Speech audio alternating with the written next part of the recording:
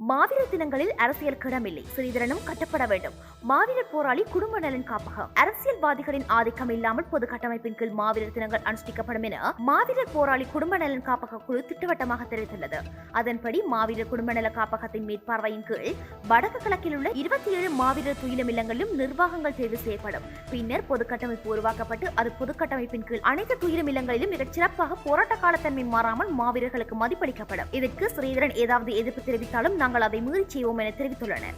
மாவீரர் நாளுக்கு ஒரு அஞ்சரைக்கு இருந்து 53 நிமிஷம் ஒலிபரப்பு அடித்து கொடுத்துனாங்க. 5:30க்கு நீங்கள் அதை ப்ளே பண்ணி விட்டீங்கன்னா 6:05க்கு விலகு மணி ஒலி, 6:06க்கு அகவணக்கம், 6:07க்கு தீபம் ஏற்றுற அந்த ரெக்கார்டிங்கெல்லாம் அது ஆட்டோமேட்டிக்காக போய்க்கும். ஆனால் அதெல்லாம் கொடுத்த கேட்க வாங்கிச்சுனா, ஆனால் பல இடங்களில் அது ஒலிபரப்பப்படையில் அவைகள் மெக்க தூக்கிடுவேன். தூக்கி அவை தங்களுடைய ஆதிக்கத்தையும் தங்களில் ஒரு விளம்பரத்துக்காகவும் அதை பயன்படுத்தி தமிழ் தேசியத்தை அதெல்லாம் காட்ட வலிக்கிறீங்க. அவை நாங்கள் கொடுக்குற நேரம் அதை ஏற்றுக்கொள்கிற மாதிரி காட்டினாலும் பின்பு அதை ஏதோ ஒரு விதமாக அந்த மலங்கடிக்க பார்க்கணும். இப்போ இது இந்த தாக்கி நடந்த அநீதியும் எங்களுக்கு ஒரு கவனம் எடுக்க வேண்டிய தேவையை அதில் கூடுதலாக காட்டியிருக்கு.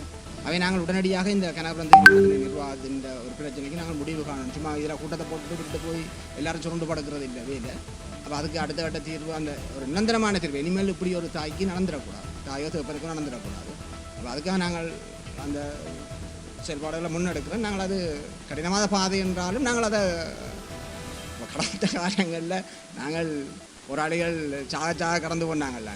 அப்போ அது எங்களுக்கு ஒரு பெரிய சவால் இல்லை. நாங்கள் இலவாக கடந்து போகலாம், பிரச்சனை இல்லை.